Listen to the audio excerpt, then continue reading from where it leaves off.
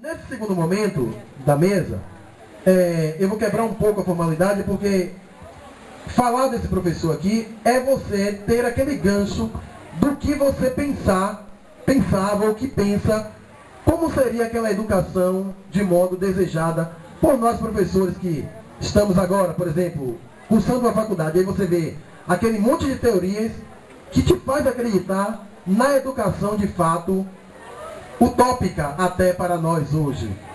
Mas essa educação ela foi possível na minha identidade de professor, porque em um dos principais momentos que eu tive na minha carreira de educador foi quando fui convidado ao município de Santo Amaro para ter de modo exclusivo uma coordenação específica de arte e cultura em educação.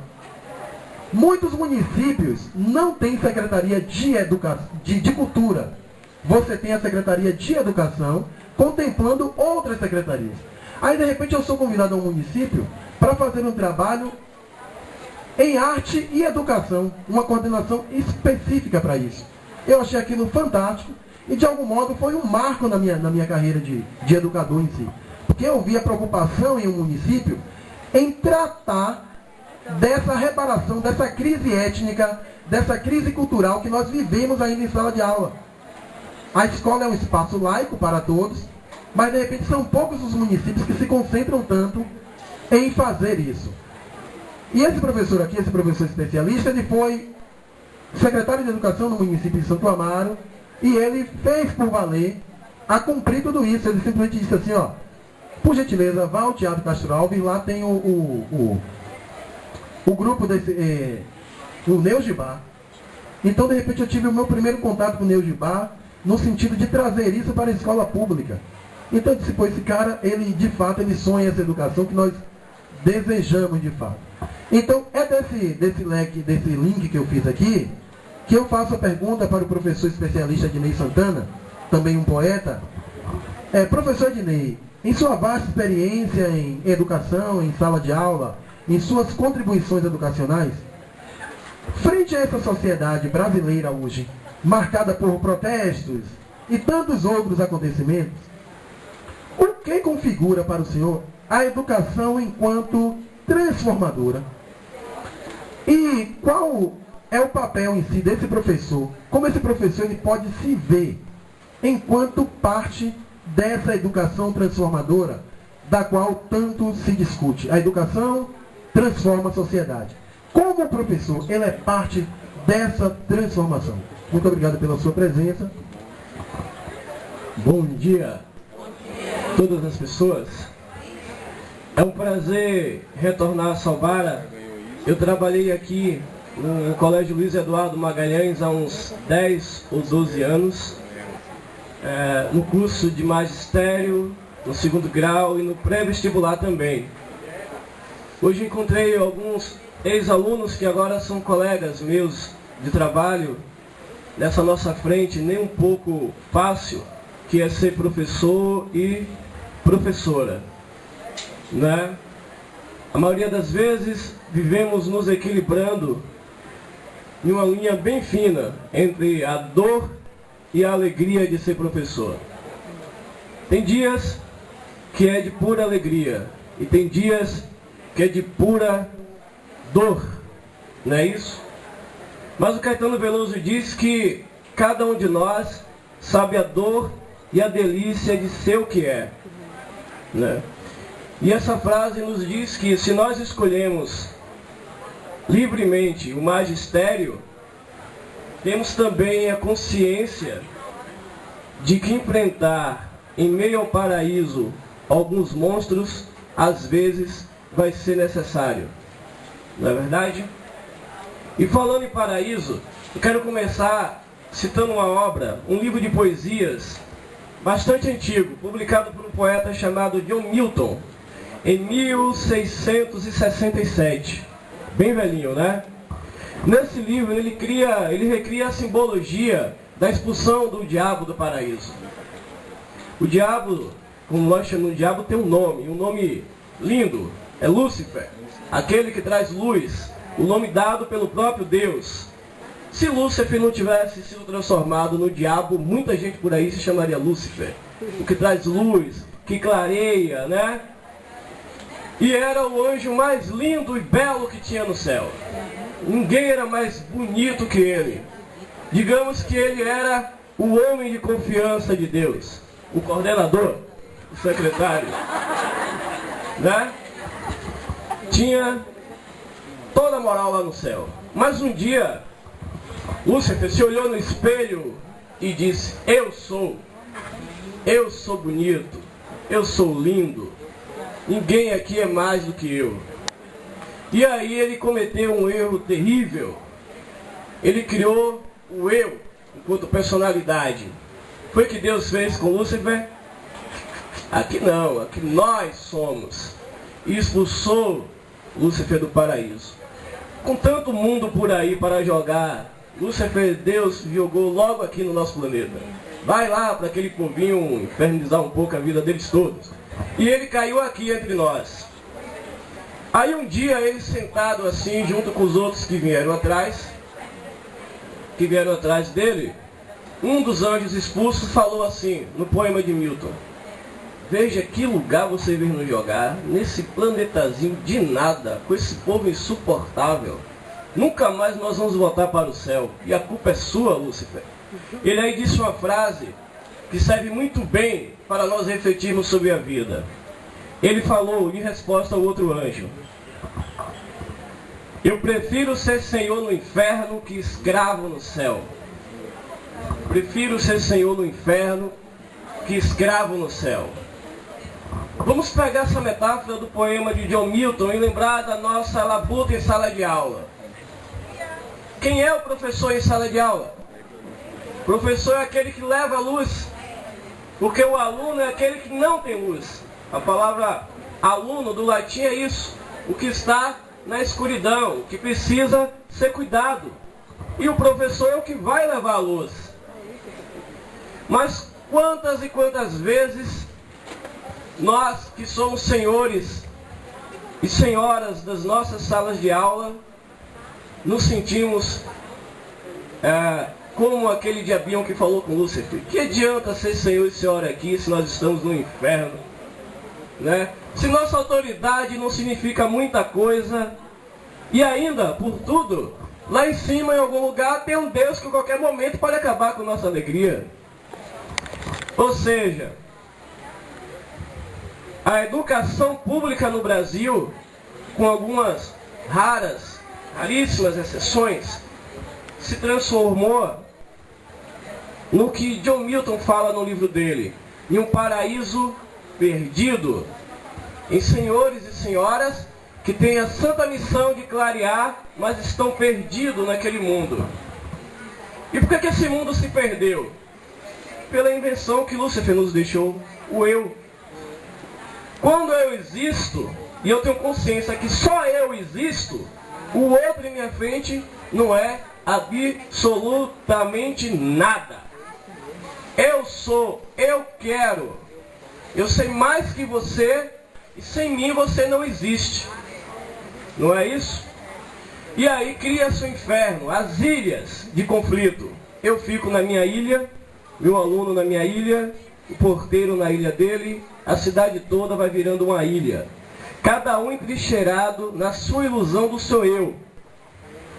Aquele velho provérbio muito terrível que diz: farinha pouca, meu pirão primeiro.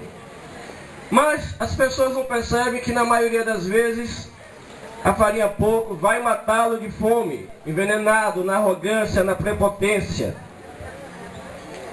E essa síntese disso tudo, cria-se o que? A pedagogia do ódio. Não é mais do oprimido, da autonomia, como está aqui, é a do ódio. A carta minha de visita para o outro é o ódio. Porque quando eu me centro em mim, eu também sei que eu sou frágil. E meu maior medo é que alguém me descubra nu com minhas fraquezas. Que eu não sei tanto assim. Mas para eu manter aquela autoridade em um sistema que nós vivemos, a pedagogia do ódio é mais em voga no Brasil. Você se torna áspero, selvagem, porque o outro fica intimidado com você. Ele sabe que você é frágil. sabe que você não é tudo isso. Sabe que como Lúcifer, você não é Deus. Deus está em outra esfera. Mas, pelo pavor de ser lançado ao inferno, o outro se recolhe, se acha significante. E no lugar de levarmos à luz a pedagogia da autonomia ou da esperança, como disse aqui o Paulo Freire, nós não levamos a pedagogia do vazio. Nossa educação deixa de ser infantil para ser infantilizadora, que é duas coisas diferentes. A educação infantilizadora é aquela que lhe trata como idiota, em que o lúdico ele é transformado apenas em um entretenimento sem valor nenhum pedagógico. Muitas vezes a gente acha que está em um bom trabalho, em uma coisa maravilhosa, mas o que está sendo apresentado ali é o parque de diversões. A ilusão de que a educação está acontecendo, mas na verdade nós estamos apenas sendo infantilizados e por tabela infantilizando quem nós deveríamos educar. Uma educação infantilizadora é aquela sem propósito, que leva do nada a lugar algum. É você ler a poesia, construir um texto, mas não vivenciar. É você não saber onde você está. E na maioria das vezes, nós professores caímos nessa armadilha. Achamos que o lúdico apresentado, que é diversão, que o riso fácil está nos ensinando alguma coisa. Quando em verdade, aqui no alto, há uma mão gigantesca e nos trata, os profissionais mais importantes de uma sociedade, os professores e as professoras, como marionetes. Igual o show da Xuxa. Ria, todo mundo ri, levanta a mão. E o menino passa 20 anos na escola, vai para a universidade e chega lá, ele descobre que está nu, que ficou 20 anos sendo enganado pela escola. O professor bota um texto, ele lê e ele não consegue ir adiante, porque ele foi vítima dessa pedagogia do eu, dessa pedagogia infantilizadora. E esse vazio, ele é terrível que se cria, porque quando eu desconheço alguém como pessoa, eu planto nela a semente destrutiva da ignorância eterna. Nós temos dois tipos de ignorância só. Uma que é natural, que todos nós temos, e que é boa, que é a que nos faz caminhar. É você descobrir, eu não sei isso, o cara falou aquilo, eu vou pesquisar para ver se é mesmo. Né? É a que faz você ter o desejo de trocar ideias, se relacionar com o outro. E temos a outra ignorância, que é implantada artificialmente. É aquela ignorância manipuladora. É o paraíso que na verdade é inferno. É oferecido de tal maneira, aquela ignorância revestida às vezes, de tamanha arrogância e prepotência, às vezes beleza, que a gente acredita que é o correto. E perdemos a capacidade de pensar no abstrato. Porque você consegue evoluir quando você consegue abstrair. E é no abstrato que colocam as correntes nos nossos pés.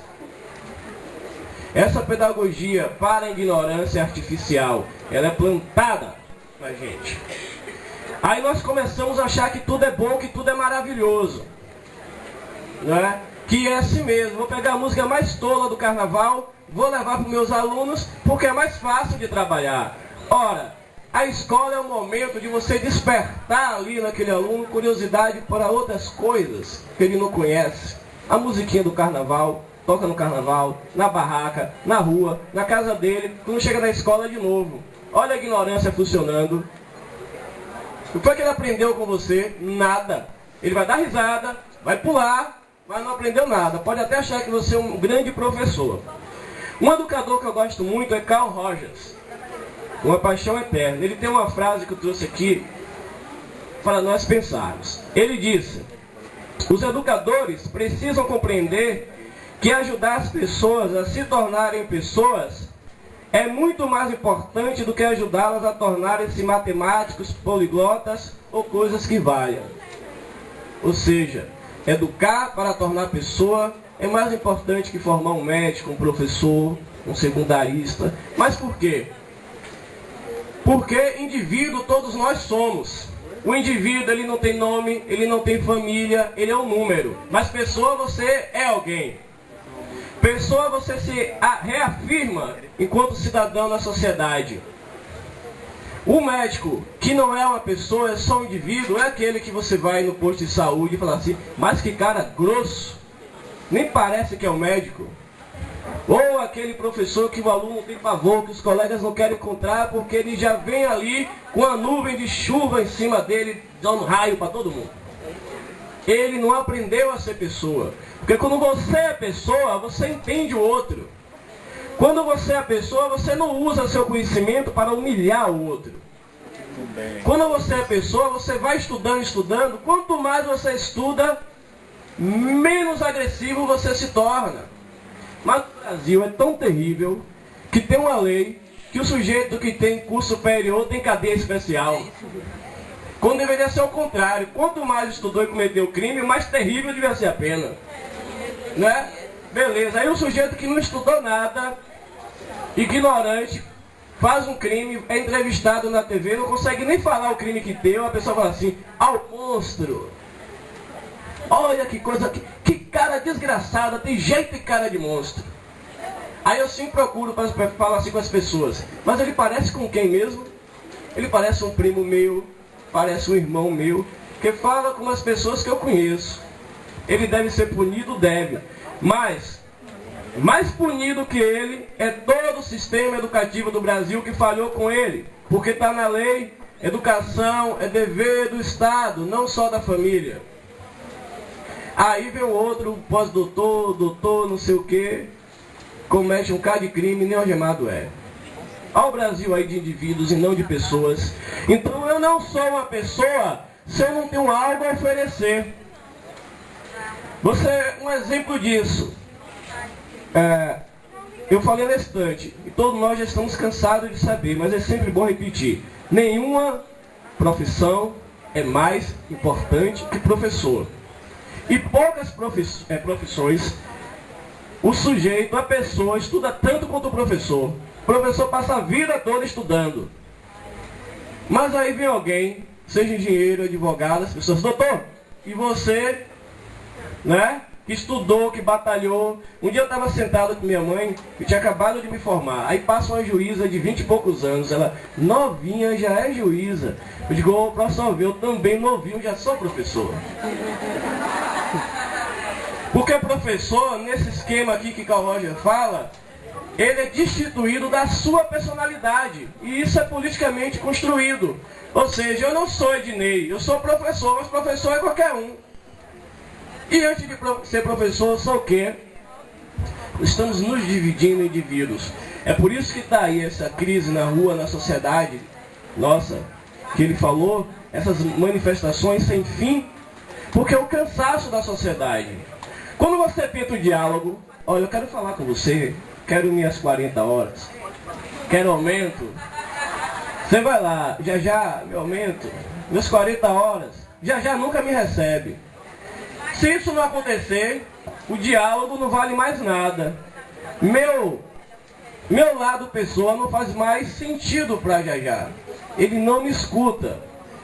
Qual é o outro dia disso? O ódio, a pedagogia do ódio. Aí um dia eu junto as colegas, vou lá na porta da secretaria e quebro tudo. Não é assim que está acontecendo no Brasil? Porque antes de chegar naquilo tudo, as pessoas tentaram ser ouvidas e ninguém foi. Aí no lugar da nossa pedagogia, de nós professores, da pedagogia do bem, do tornar-se pessoa, estamos navegando na pedagogia do ódio. E cada vez mais o professor tem sido desvalorizado na sociedade. Outro ponto importante nisso é o nosso posicionamento diante da sociedade. Há algo que chama-se honestidade intelectual. O brasileiro, o Brasil de modo geral, é a ilha da desonestidade intelectual, que é a pior de todas as desonestidades. O que é ser desonesto intelectualmente? É você saber que algo está errado e que você pode interferir naquilo, mas para não perder algum proveito próprio, alguma coisa que você vai ganhar, você diz que aquela coisa é o correto, mesmo que aquilo machuque milhares de pessoas. Isso é ser desonesto intelectualmente. É você afirmar fatos que você sabe que é errado, que não tem base na realidade, mas se eu falar isso, minha cabeça vai para a guilhotina. Antes ele que eu. E esse pensamento sórdido tem destruído com as nossas relações sociais. Tem nos tornado cada vez mais violentos, inseguros, com medo das pessoas. O sujeito cai na rua passando mal, você olha, fica com medo de parar para ajudar, que ele pode ser um ladrão, ele meter a porrada. Então a desonestidade intelectual nos faz ficar sempre com o pé atrás, não é?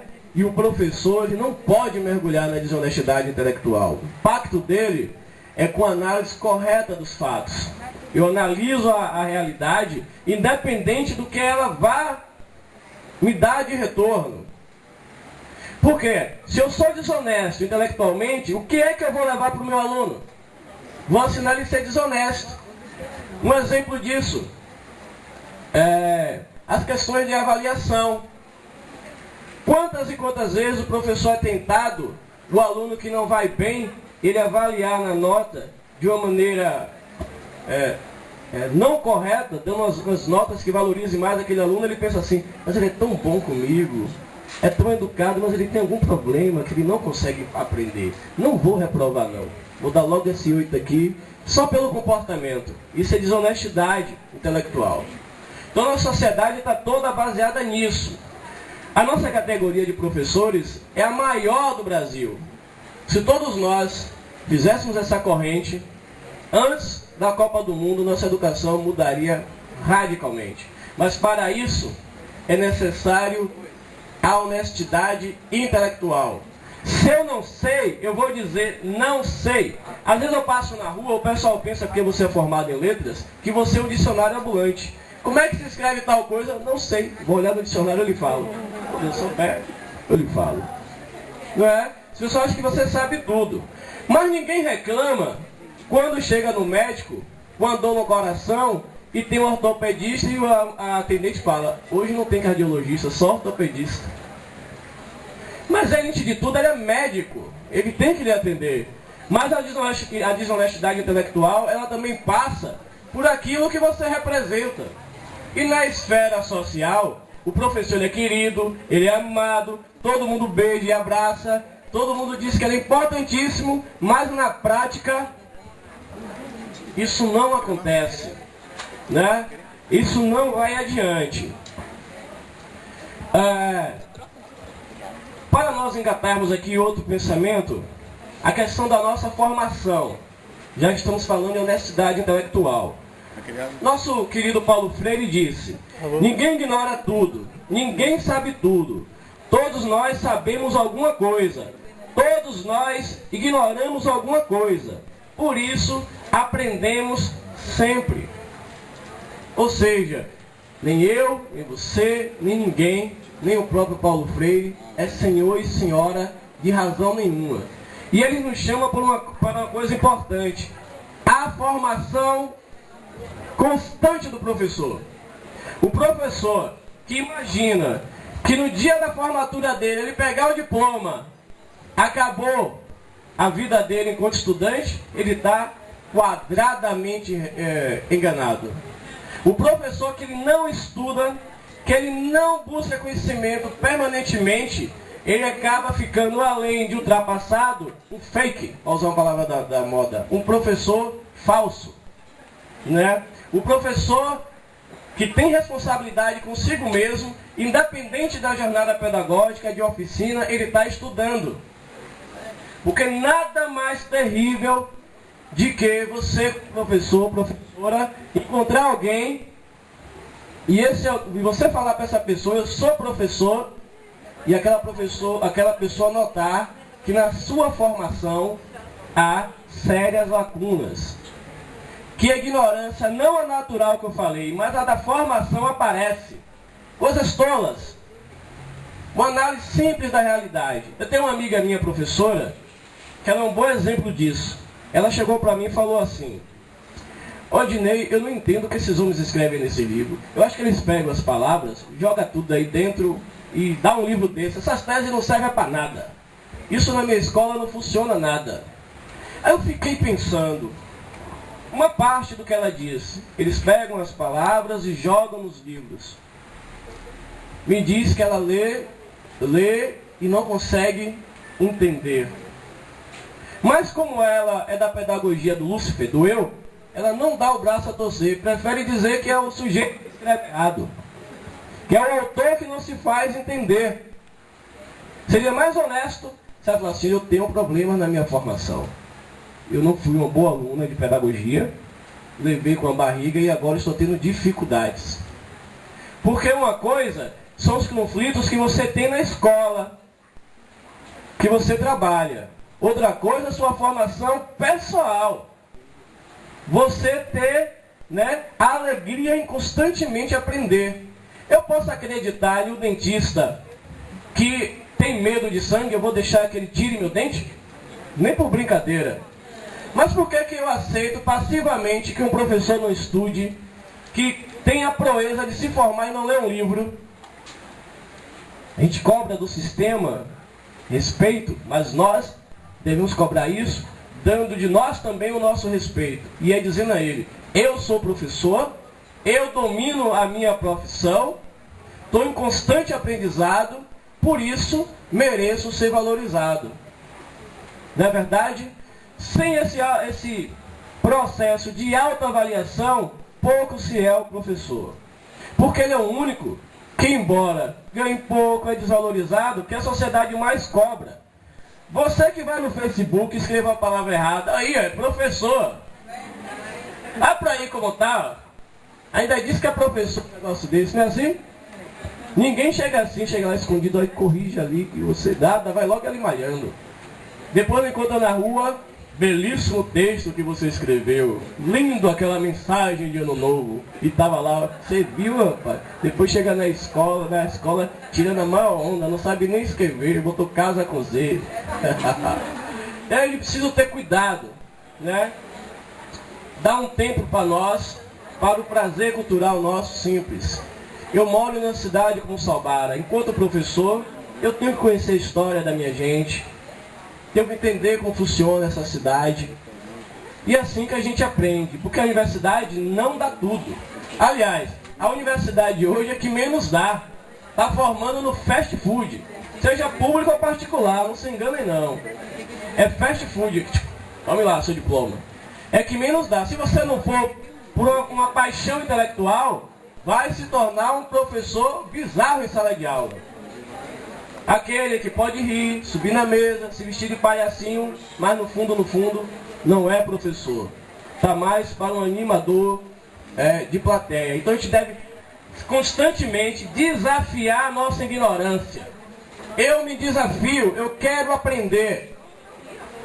Porque o único prazer que eu vou ter é saber que eu sei algo que pode ajudar alguém. O professor que é egoísta, que é centrado nele, só nele, ele não pode ser professor. Como é que ele vai transmitir algo, despertar algo em alguém? Não é?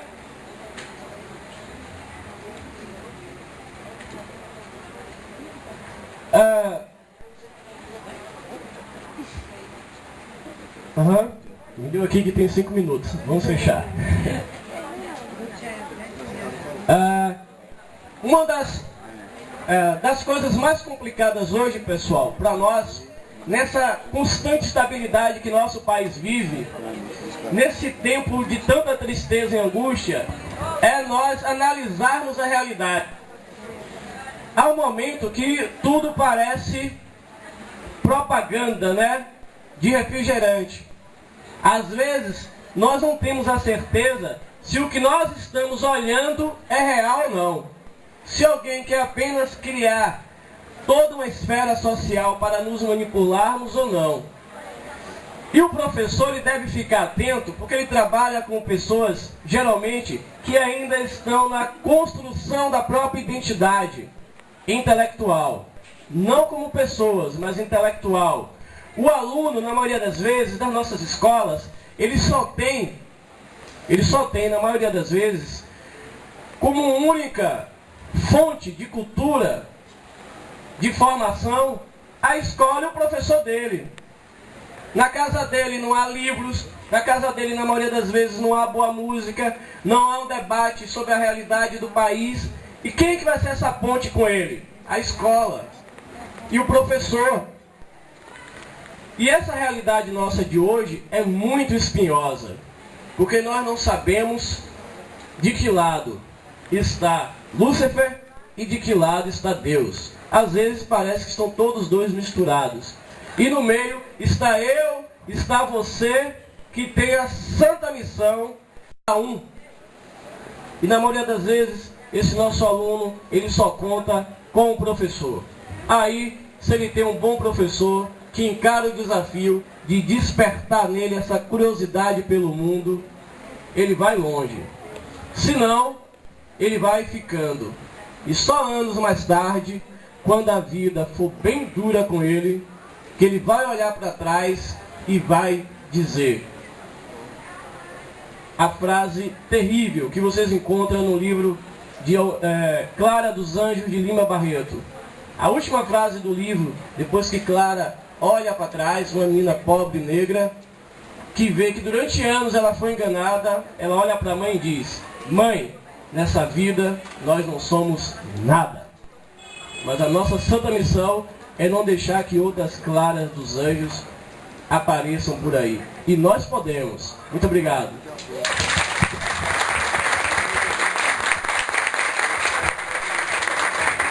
Aí, excelente contribuição, um discurso bem realista. Se aqui fosse um movimento hoje contemporâneo da poesia, nós estaríamos diante de um realismo, né? Porque nós falamos muito dentro de uma visão real. E às vezes, quando nós trazemos palestrantes assim, como a Ednei, como a professora Rosana, eles estão indo para afrontar mesmo esse nosso discurso. Porque o conhecimento ele surge da crise. Quando você tem ideias transversais, então desse ponto dessas ideias é que surgem justamente novas ideias e o conhecimento. A partir do momento em que você, isso um professor ele me disse, no momento em que você se incomoda com uma discussão, quando aquilo passa a te incomodar, quando você discorda parcialmente daquilo, é porque o conhecimento de fato está te invadindo ali de um jeito bem legal. Dentre outras questões, gostaria de deixar o espaço agora franqueado, porque certamente eu vi muita gente fazendo anotações, e muita gente com um olhar também bastante curioso. Gente, quero agradecer o convite. Eu sou muito grato a Sobara. Eu trabalhei aqui, como eu disse, há alguns anos. Eu era recém-formado, estava em Salvador, achando que a vida era fácil, passando currículo, mas é difícil conseguir emprego. Aí a professora Cláudia me convidou, disse que tinha uma vaga aqui para mim, e eu fiquei um ano aqui no curso magistério, no pré-vestibular e no ensino médio. Foi um momento de muito aprendizado para mim, porque era bem jovem, assim, não é fácil encarar uma turma de magistério. Então é uma cidade que eu gosto muito, porque foi o primeiro lugar que eu saí para trabalhar de verdade. Então eu termino lendo uma poesia, não minha, mas de um compositor chamado Bob Dylan, que eu deixo aqui de coração para todos vocês. Chama-se Blood on the Wind. Quantos caminhos um homem deve andar para que seja aceito como homem? Quantos mares uma gaivota irá cruzar para poder descansar na areia? Quanto tempo as balas dos canhões explodirão antes de serem proibidas? A resposta, meu amigo, está soprando ao vento. Quantas vezes deve um homem olhar para cima para poder ver o céu? Quantos ouvidos um homem deve ter para ouvir os lamentos do povo? Quantas mortes ainda serão necessárias para que se saiba que já se matou demais? A resposta, meu amigo, está soprando ao vento. Quanto tempo pode uma montanha existir antes que o mar a desfaça? Quantos anos pode um povo viver sem conhecer a liberdade? Quanto tempo um homem deve virar a cabeça, fingindo não ver o que não está vendo? A resposta, meu amigo, está soprando ao vento. e que o vento traga sempre para todos nós boas novas, um bom ano letivo, paz, alegria e amor para todos nós.